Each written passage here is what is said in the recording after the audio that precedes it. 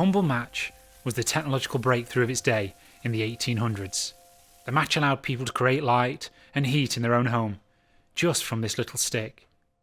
In the 1800s, this match factory was the workplace of over 2,000 women and teenage girls.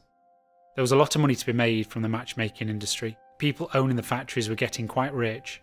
In contrast to that, the match workers themselves were working in appalling conditions, often for very little pay. Given these conditions, it was no surprise that many people suffered from ill health, but people began to suspect that there may be other reasons why they were suffering. Matches at the time were made with a substance called white phosphorus, and it became clear that this was the substance that was leading to a whole raft of health problems for the match workers. One of the most dangerous things was called phossy jaw, which was like a kind of deadly cancer. In 1888, the women of the match factory went on strike in protest against their lack of pay and working conditions. This became known as the Match Girl Strike of 1888. The strike lasted for 3 weeks.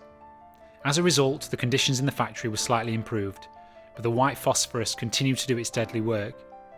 In 1891, in East London, the Salvation Army opened up its very own match factory. It was clean, light and airy, and the girls who worked there had tea breaks. They also got paid a fair wage, a third more than other factories, and most importantly, the matches were made using the safe and less toxic red phosphorus. William Booth used the factory as a showcase for social reform.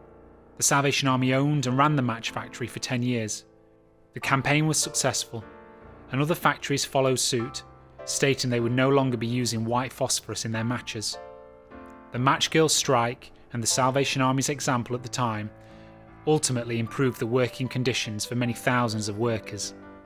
The matches themselves have lived up to the bold claims on the box.